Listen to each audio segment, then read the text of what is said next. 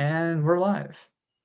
Welcome back, everyone, to episode 21 of EU Legends to piss off Brennan every time. Wayback Machine, Han Solo, and the Lost Legacy, the final Brian Dailey Han Solo novel for us today. How's everyone's initial thoughts without spoilers on it? Al, you go first. Okay. Yeah. It was at about on the same quality, same level of quality as the other two. I will say I had pretty severe diminishing returns. I like the first book. We can get into the comparing the books later. This one, it was fine. It was a decent. It was a good adventure, but we've kind of done this 3 times in a row, and I don't. It didn't get me like it did the first 2 times, and this one had a much more incoherent story that I was not a fan of.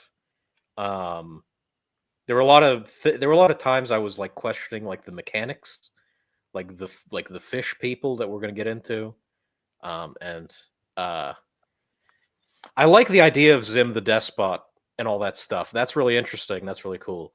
Yes. There's not really a lot here. There's more here than there is anywhere else, but there's not a lot here still. There's intrigue into it, but nothing to really pretty much grasp onto.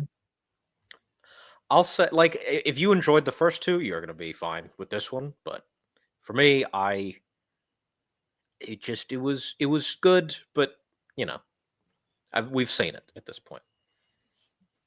Yeah, I think for me, this book had a good payoff at the end. I was very intrigued at the ending with Zim the Despot and the war droids and Galandro, who doesn't show up until 3/4 through the book. I was waiting for him to show up. He finally does. The last few chapters I really liked, but the beginning and the middle just didn't do it for me. I think it has some of the same problems as the first 2 books have. There's all of these separate adventures that don't really amount to anything. They're on this university planet with a new regime, and then you're on the mining world with the fish planet, and then you have this excursion where you go on the treasure hunt, and they're going on foot up this mountain, and it doesn't really get interesting until they get captured by the survivors from Zim the Despot. So another thing is some of the characters here, the team that Han's with, they're okay and they're memorable, but some of the other bad guys that they encounter in other parts of the story, they're just named and Han's familiar with them, and they say, oh yeah, I know this guy, he's this bad guy from this part of the space or whatever, and it just seems to come out of nowhere. It's this guy doesn't really seem like a threat. They fight and then they get defeated, and that's it pretty much. So for the character creation in other parts of the book, besides the main people that Han's with his team, Skinks, and that whole group, I like those people, but the other characters leave a lot to be desired. Robert? So, yes, I think Han gets a couple of good character moments. I agree. Meeting up with his old friend of his, who's clearly not doing great at the moment, and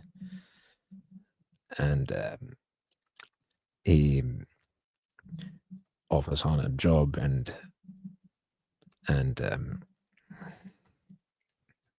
Han turns him down, and then later he brings it up with Chewbacca, knowing full well what Chewie's response will be, and he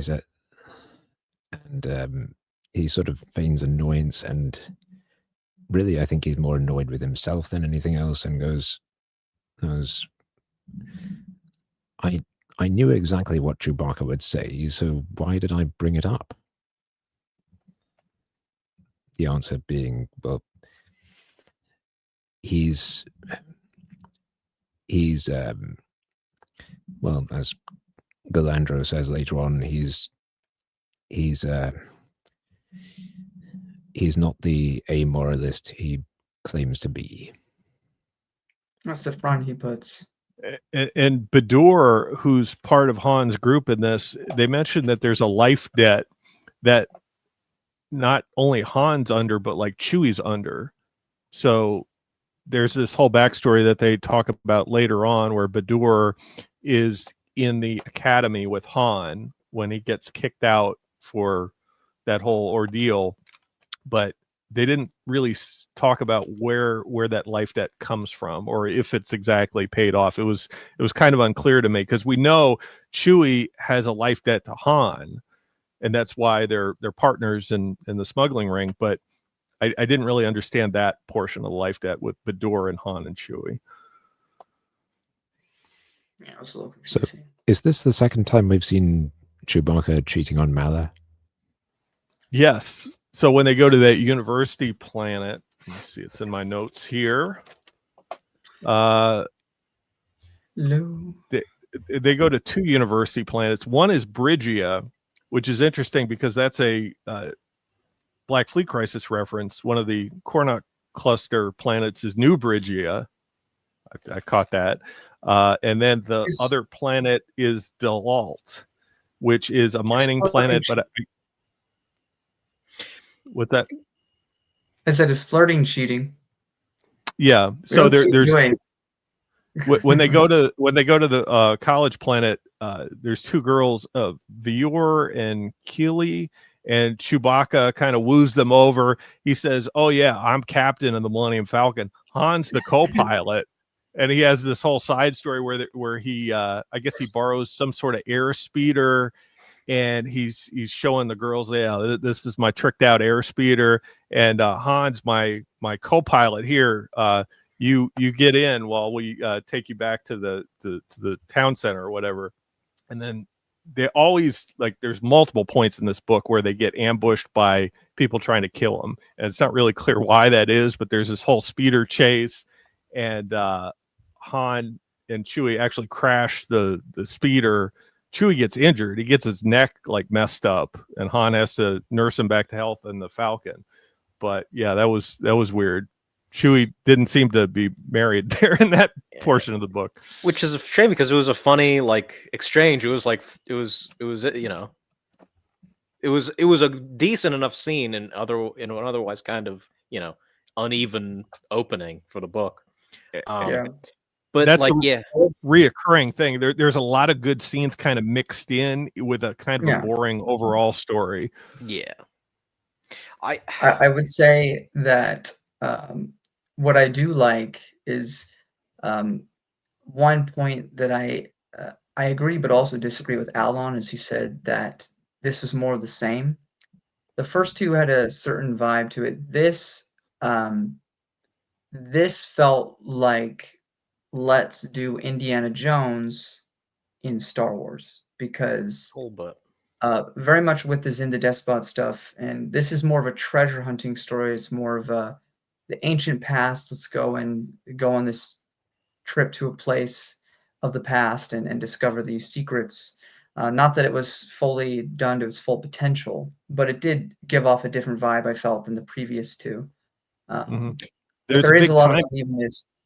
Sorry. There's a big time gap between the second and the third book, because at I forget if it's the first chapter or the second chapter, they're not in the corporate sector authority for one. They're in the Tyon hegemony, which I guess is a reference to Lord Tyon in the audio drama for the first A New Hope audio drama.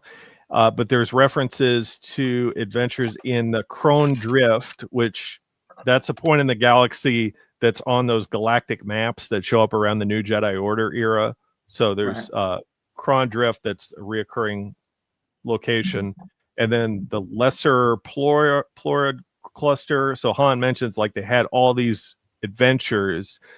He did end up getting the 10,000 credit reward that he tried to track down in the last book, but he used it toward repairs of the Falcon. And then he's working for Grigman at the start of this book, which is he's like a air speeder pilot. He's doing all these tricks, and he's like a daredevil. And Han's like maintaining his equipment. he fancies himself one, and with Han knowing full well, yeah, you're not all that. You're these. That's something that I could do in my sleep. Mhm. And we But I see also, later Go ahead. on in some of the other materials, it is mentioned Han is a speeder racer in other parts of the EU, like Tales of the Bounty Hunter Wars, or Tales, Tales from the Bounty Hunters with Dengar's Yeah. Because backstory. he races Dengar. Right. Yes. Right. So it's nice to get a little bit of a connection here that Han's at least familiar with that part, or doing tricks and stunts and things of that nature. And there's a funny scene at the end of the chapter where Han uses another ship to kind of outdo Grigman's stunt that he's doing in front of a crowd. And the ship that Han uses is carrying a bunch of fertilizer, so that when Grigman gets done with his act and he lands, Han just dumps the fertilizer on his ship, like through the open cockpit there, and that ends the chapter, which I thought was a little bit stupid, but it was kind of funny. Yeah. I also will say one thing that I love but also frustrates me about the Zim the Despot stuff is that there's so little here, but it's really intriguing. But we don't have enough to go off of just in the Expand universe as a whole, and within this, it doesn't give us much. Luckily, we So have this we do later have on. that, but that's more to do with the corporate sector than Zim specifically. Mhm. But what I do think it gives a similar vibe to, because we don't have those answers really, is it very much gives off Alien, Ridley Scott, because they have the engineers in that story, and they don't really go into detail about that. It's just sort of mysterious, and you kind of just have to formulate your own thoughts. And later on, they would try to flesh it out. I think a flawed masterpiece that is Prometheus. Unfortunately, people didn't agree, so we got Alien Covenant after that, which was garbage. And if they had kept going with Prometheus, that's a whole separate thing. I like Prometheus though. So it very much gave me that vibe with Zim, because we don't have those answers. That it's just sort of this interesting era of history that we don't know that much about. So it gets my mind, my imagination just kind of sparking off every time they talk about it in this book, because I know we don't have those answers. Whereas other stories we'll read, I know that down the line we have those answers. So once it's understood, it's less interesting. Which is, I think, I love that about the expanded universe, that we have so many things answered. It makes the universe feel fleshed out and whole, but at the same time, some of that magic disappears because I have all those answers. It makes it a little bit less compelling. So I like that with Zim. While it also frustrates me as an EU fan to not have those answers, it's also kind of cool that there is still some mystery left in the EU. Mhm. Yeah, we That's get it for me. references to other things in this book. I noticed there's a shock ball game when they're on the planet Sheelandil. I don't know. Yeah, that's the name of the planet. Weird name. That we get references to stormtroopers. That there's an imperial occupation on this planet because the Tyon hegemony is part of the Empire technically. Stormtroopers are called snowmen or white hats. I don't remember that being used anywhere else in the EU. And Chewbacca actually gets a admiral's hat from the corporate sector authority that he wears through part of the book. I think he loses it during that speeder chase. I think so. But Yes, he's really happy to have that admiral's hat.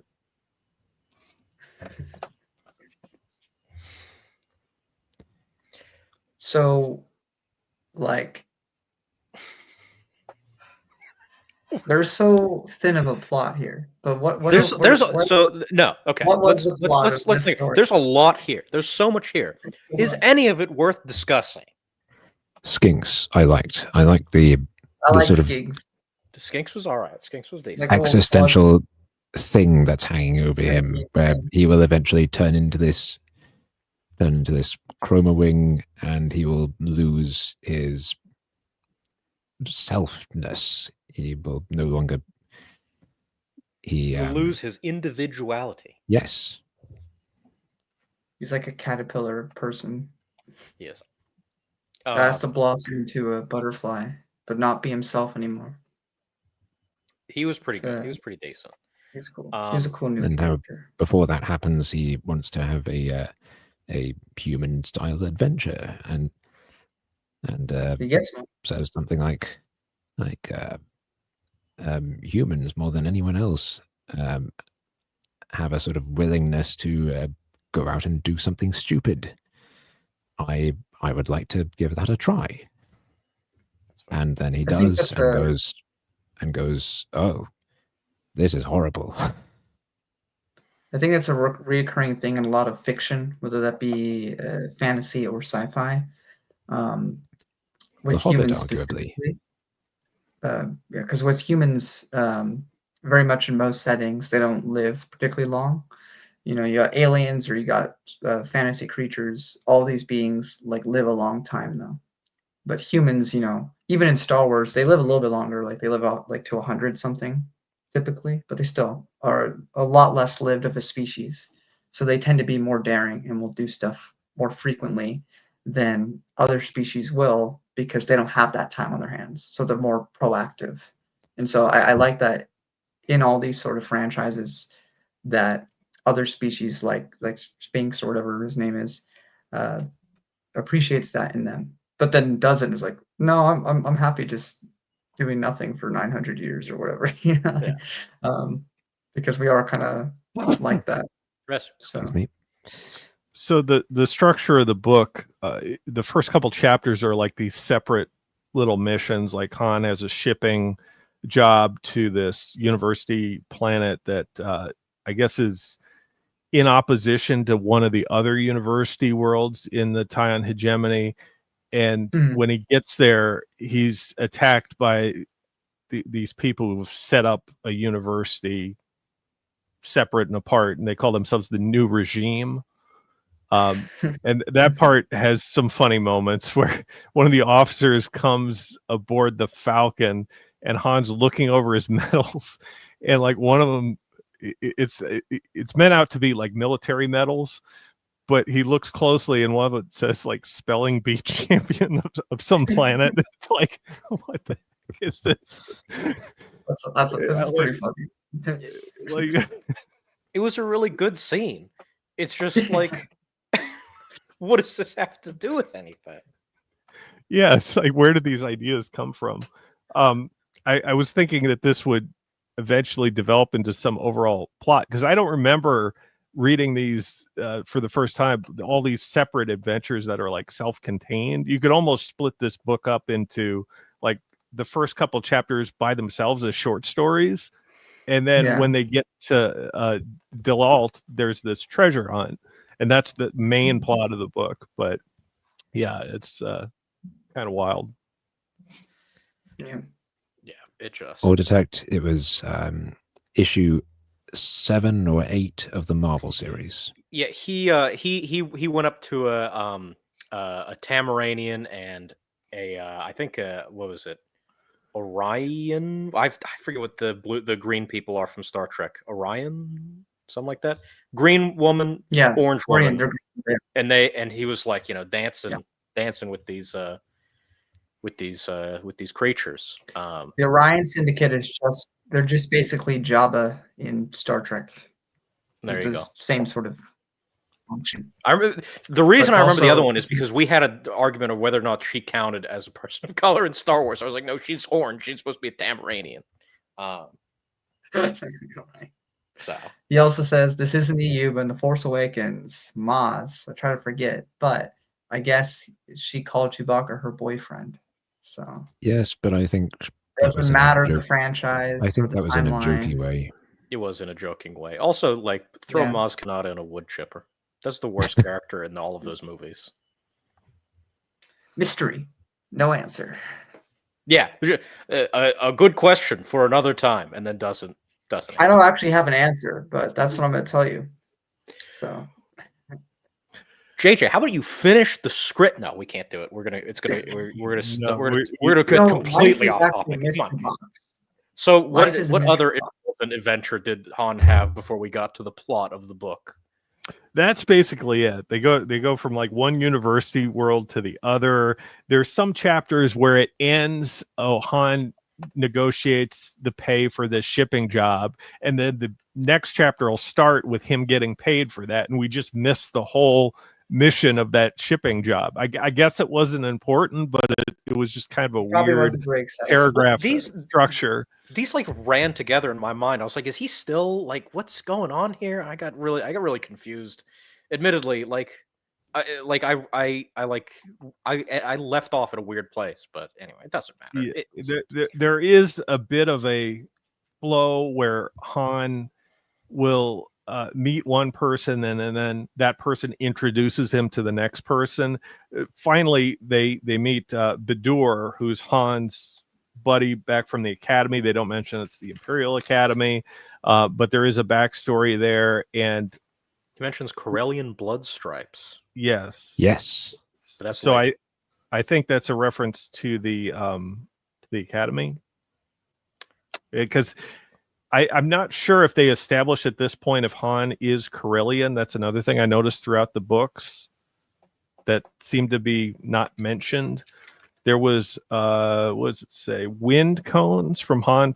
Yeah, wind cones Han remembers from his homeworld. So there's like a remark based on something he sees on one of the planets. He says, "Oh yeah, that reminds me of my homeworld," but it's not specifically mentioned as Corellia, which I thought was interesting, because I thought just in the backstory of Han and where the Falcon's made, it would just make sense. He's from the planet Corellia. That's where we get Corellia, and I thought that stems from like the 1970s lore and not the modern EU lore. Did you guys?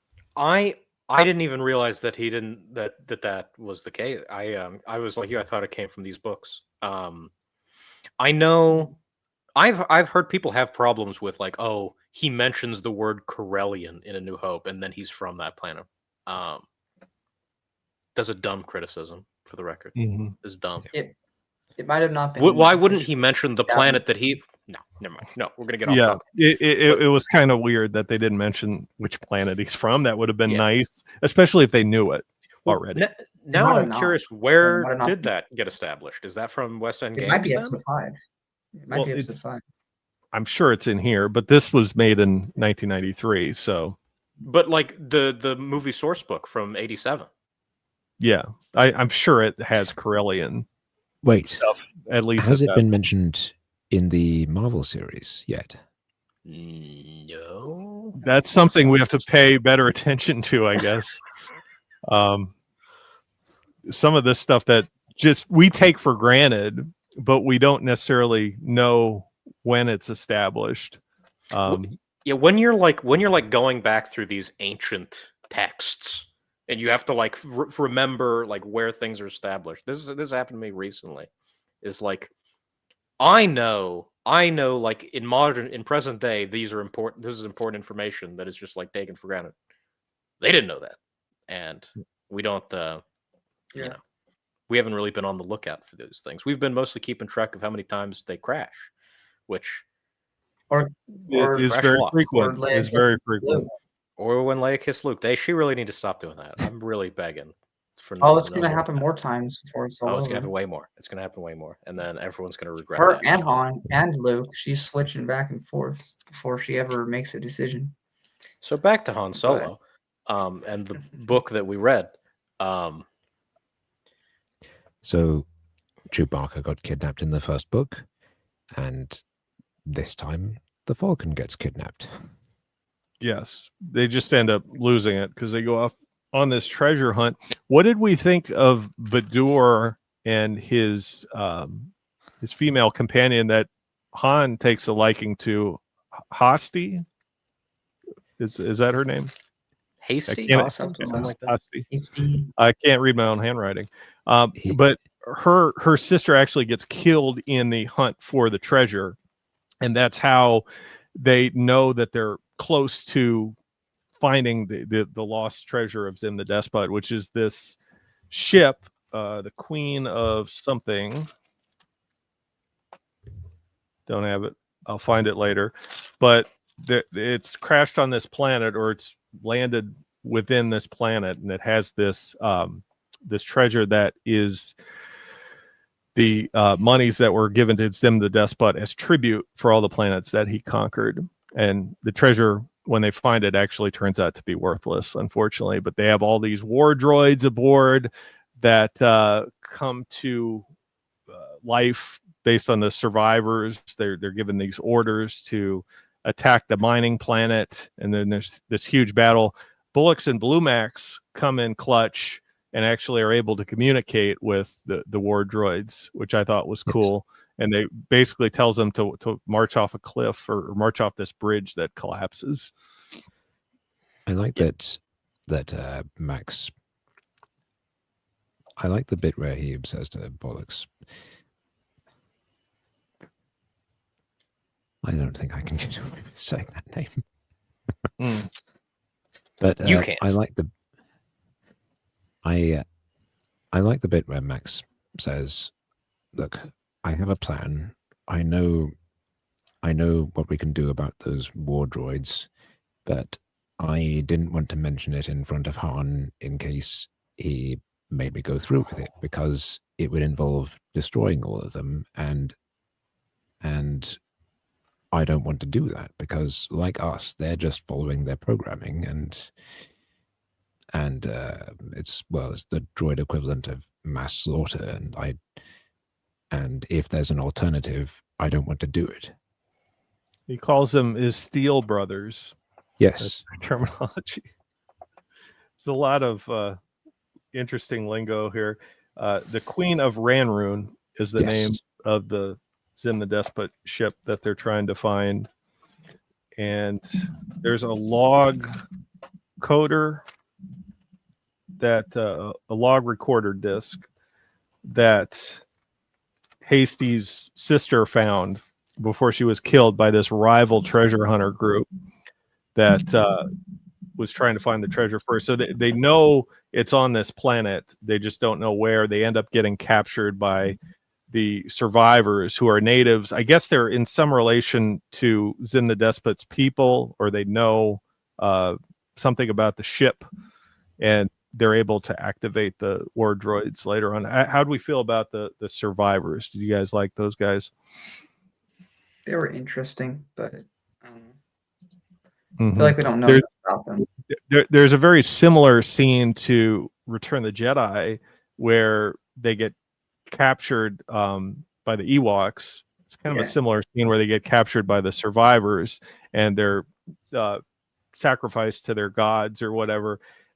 They spare Bullocks and Bluemax, who are able to communicate with them and actually project some of the Zim the Despot imagery, the Death's Head, Death's Head, masked head, to these people, and they're all astounded by, this droid knows something about their leaders, and Han and the rest of them escape and aren't sacrificed.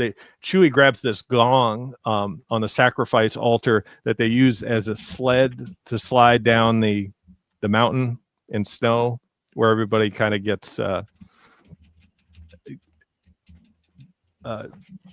where they go after they escape.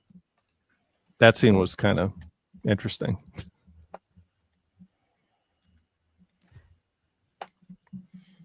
So, when the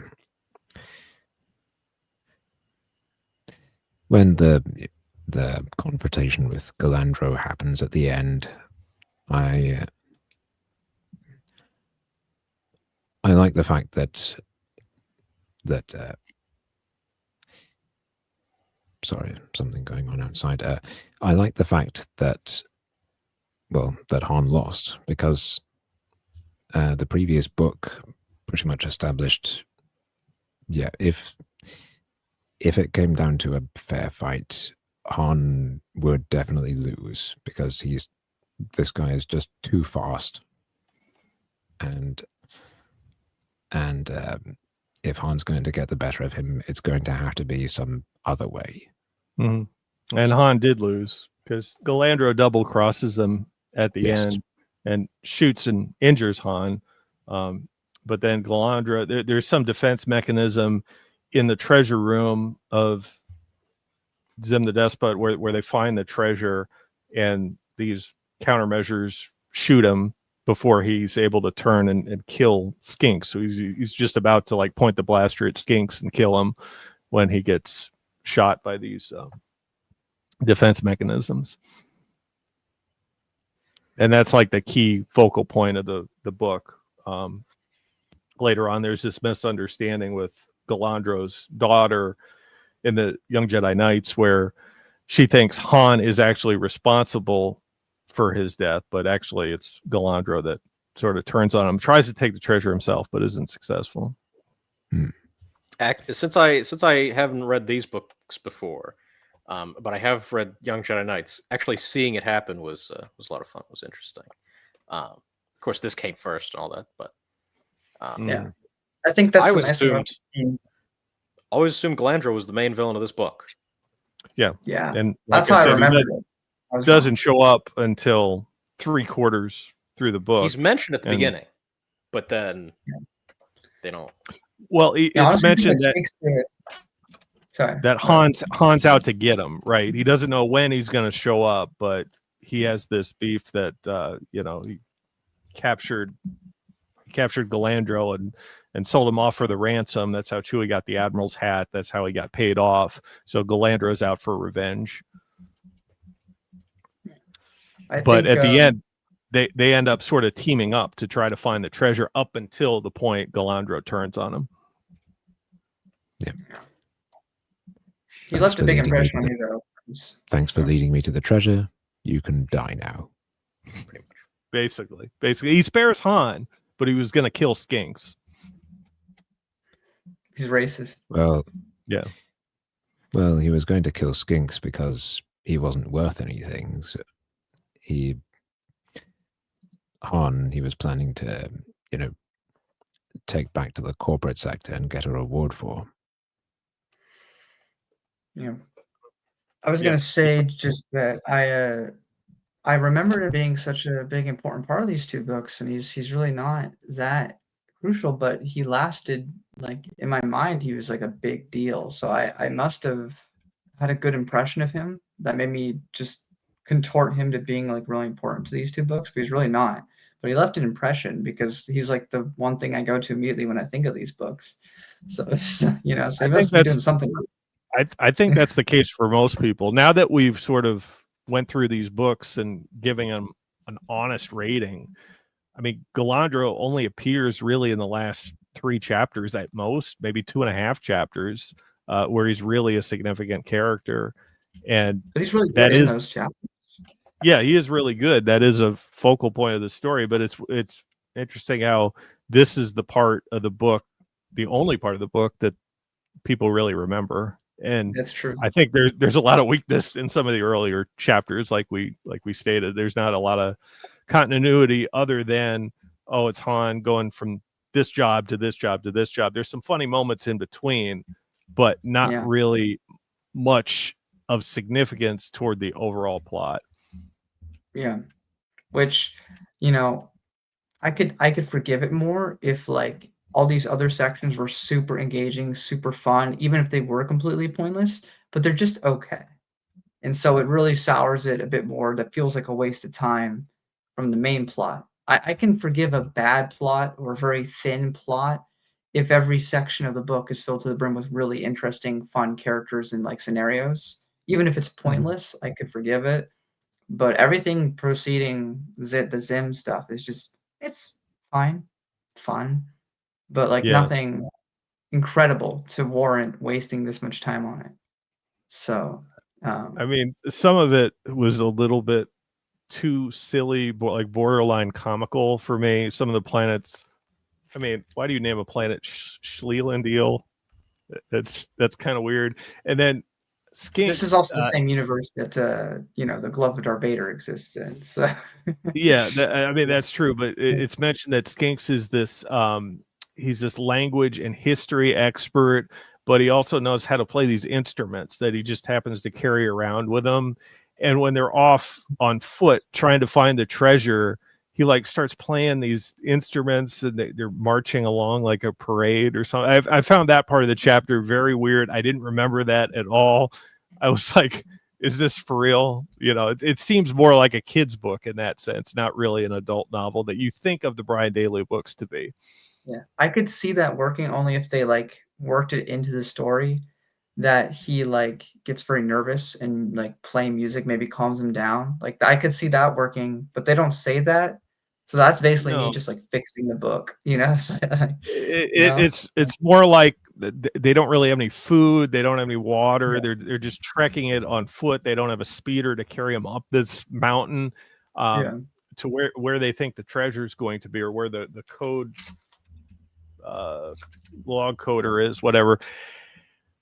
It was just like something else that they wanted to include up until the point where the story actually makes sense and gets interesting, where they find the Zim's robot army and that sort of thing. So yeah, yeah, I did not like that. I think there's a lot of weak points in this book, and for sure.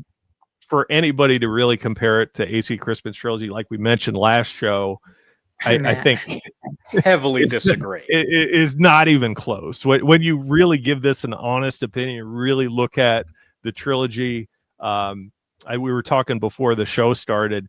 You know, Wikipedia doesn't really have an outline for this book. It has a basic outline for the other two, but there's hardly anything for this. It's just the basically the blurb that's on the back of this third book, which begs the question: does anybody really read this book? Did anybody give it a fair shake, or did they just have fond memories of Galandro and that one incident? I remember Galandro specifically from the first Essential Guide to Characters. Like he's yeah, shown there's a cool drawing of him, and it's presented in a way. Oh yeah, you definitely need to check out Han Solo's, Brian Dailey's Han Solo trilogy, because that's where these adventures take place. But he's only in, like I said, a couple chapters in here, which is I kind of would say disappointing. though, everybody and their mother loves Boba Fett, loves him for some absurd reason. Mhm. And in episode 5 and 6, Galandro has more to say and more to do in these two books, despite barely being in it, than Boba Fett does in both films.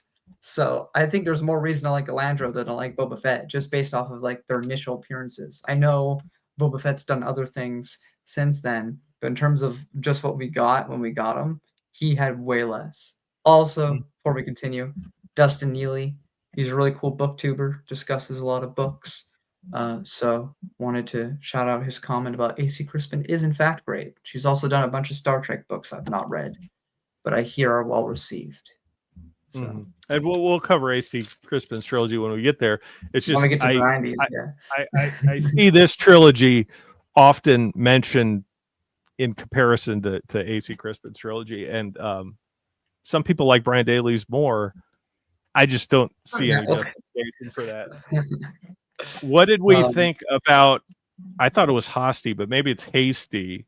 Han's love interest in this book. They have a tender moment in that trek that they go up the mountain. Well, I before that, wouldn't quite, actually, I have a quote that I wanted to mention.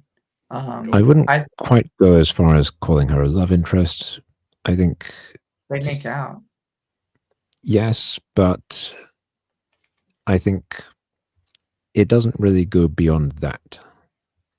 Sure. Well, It's by love interest, when people mention that, do they mean like a deep relationship, or they just mean any sort of romantic entanglement?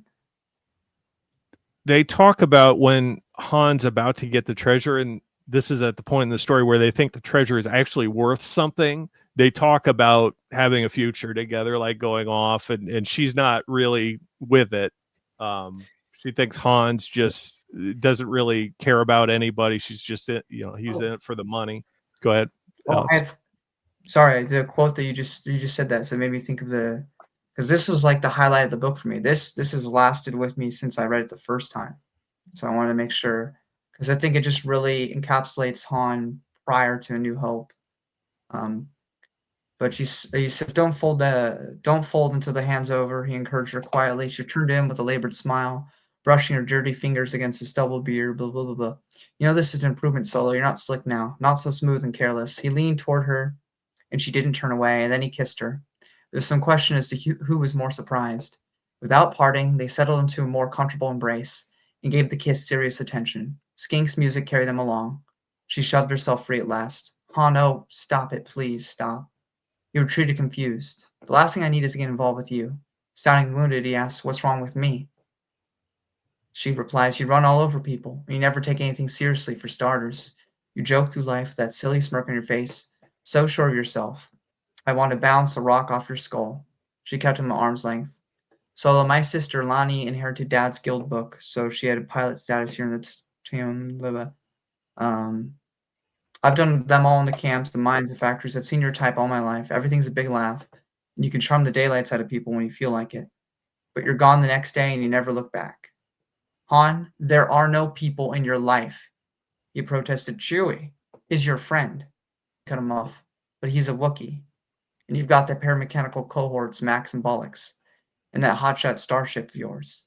But the rest of us are temporary cargo. Where are your people? Sounds a lot like Leia in Empire Strikes Back, huh?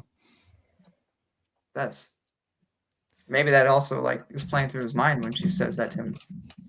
So similar thing in episode 5. Yeah. So that's outside of Galandro, that's like my favorite part of the book. I think it just perfectly fits him before the movies. So it sounds like this is why I wouldn't. And this is why I wouldn't really describe her as a love interest. She doesn't let it get to that point. They kiss, but she makes it very clear, no, sorry, this isn't happening. No, and it's clear she, at least as part of Badur's crew, so it's kind of weird how she kind of gets with Han, and there's no relationship between her and Badur. Just ask why is she dismissing Chewbacca? She probably is just racist. I don't know. Yeah, I mean, Chewbacca was in it for the college girls on Bridgia, right? Well, I think Han also puts up a front of like that's like a partnership, you know, because he would die for Chewie, but I don't think he lets other people really know that. So maybe that's a part of it. Really, Han and his women. We see this with what's her name in Han Solo at Star's End, who not memorable enough to remember her name when we read it. Like, what's her name? It's not Fiola in the last book. It's Jessa in the other book. Yes. And we see that, and we see it with Fiola, where he doesn't make any sort of move, but he does go, oh. Yeah. I think it would make more sense if you had the same core group of characters in all 3 books. Al and I were talking, before the stream, where it doesn't really make a lot of sense to read these separately.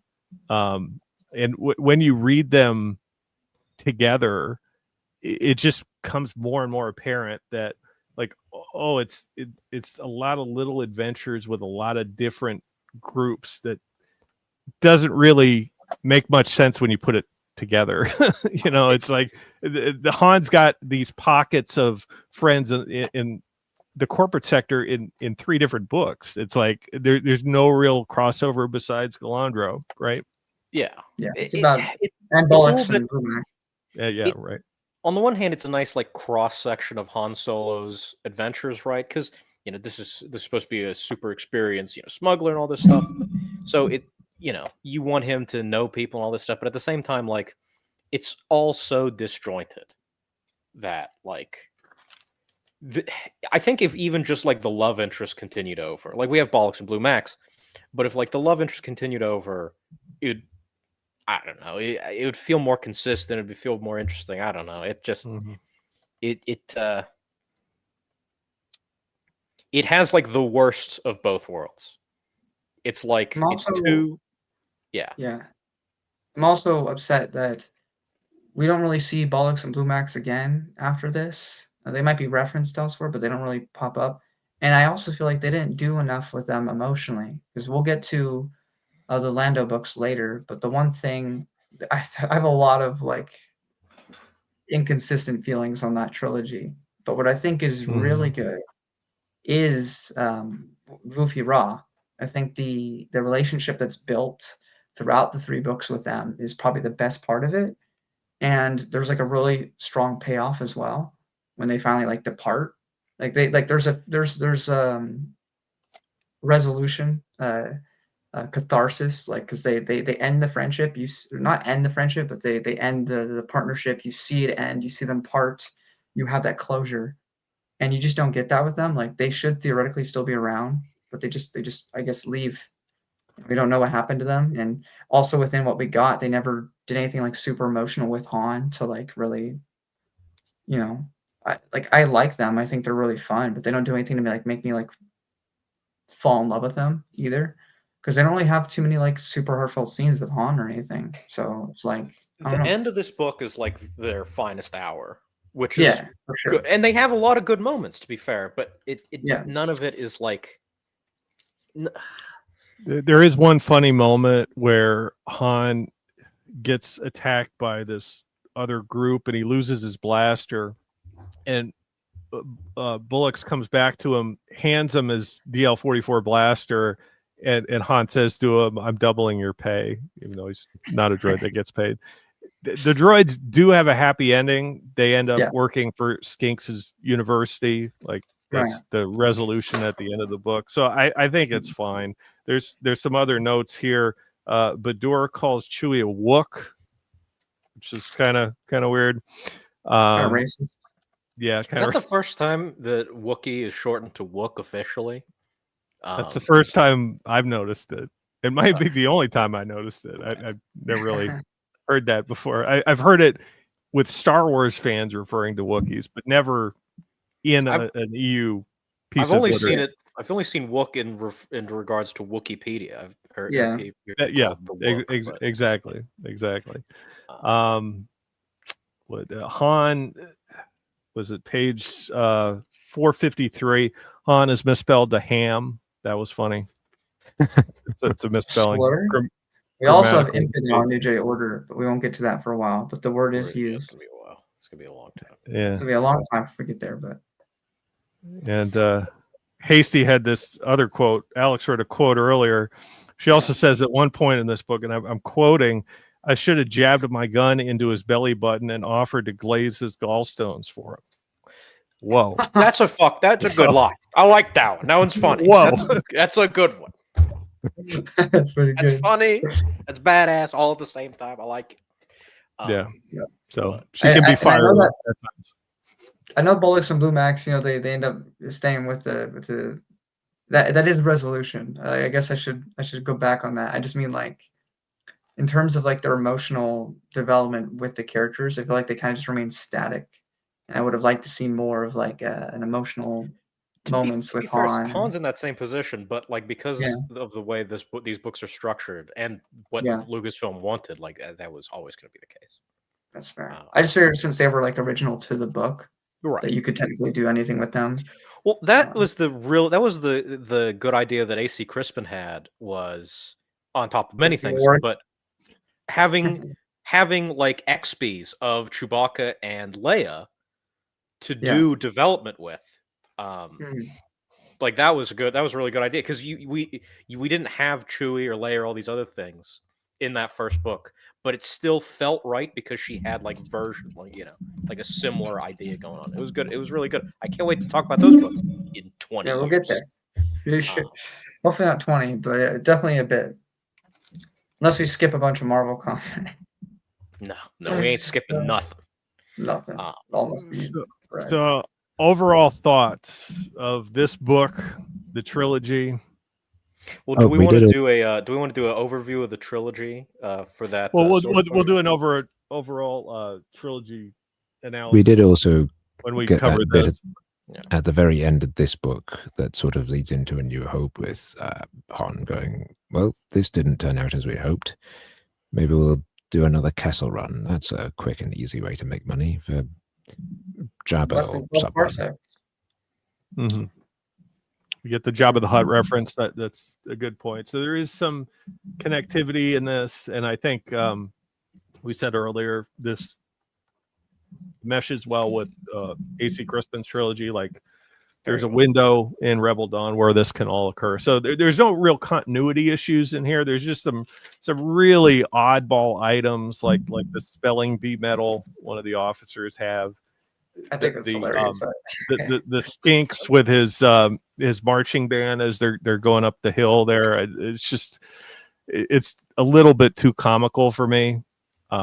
There's some good moments, there's some funny moments, but I think there's a lot of cringe moments as well. Yeah. I don't think for as much as I have sort of my own mixed feelings on the Thrawn trilogy, like for me that is the start of Star Wars literature. I think all the stuff that comes before, there's high points, there's good things, there's good scenes, good character moments, things like that, but they're all kind of like weird and wrong.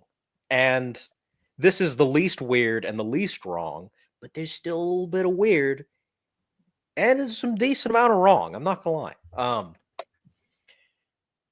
Overall, I am glad I finally took the time to read these and cross them off the list. I think I have 21 pre-NJO books that I have not read. So now it is 20. Most of those are the Clone Wars tie-in books, or not most of those, but a good chunk of We those. can all suffer through that together when we get to that cluster frick that is that. Can't wait to do. My local library has the audiobook for both Stealth and Siege, and I got 10 minutes into whichever one comes first. I think Stealth, and I was like, yes, I would sooner chew glass than listen to the rest of this for free. I love free. Characters. I love character stuff. I love a character focus work. They somehow the two books entirely focus on characters and yet do a crap job at it, and it feels like a 12-year-old fan fiction.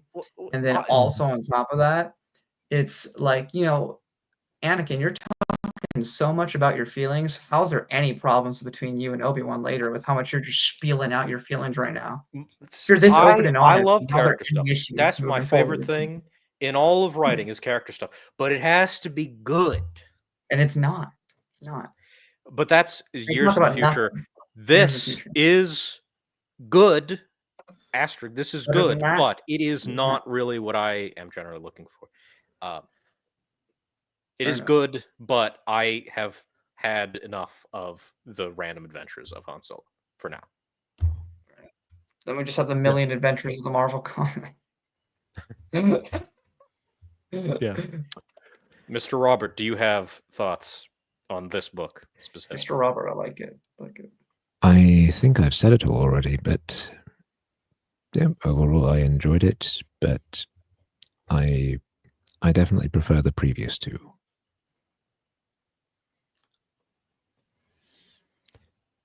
Alex? I think I like this one a little bit more than Revenge, but both of them fail compared to At Star's End, which is the best of the bunch. I really like the mysterious elements of the Zim stuff, even though it's not the whole portion of the book. I think it really salvages a lot for me. I am maybe irrationally so, but I really like Galandro, despite the fact that he's barely in these books. He leaves an impression on me. I really like him. Cool character. I think he's a really great character. I am sad that I think the mark of it is the fact that I am sad that he's in so little of it because I want so much more, because I really enjoy his character. So for me, it bumps up this book a bit more because he's actually more important to this book than he is in the previous book. He just kind of like, oh, hey, I'm totally scary, and then kind of goes away. And then here he actually does stuff. So I think that's why for me, I really like the Zim the Despot stuff.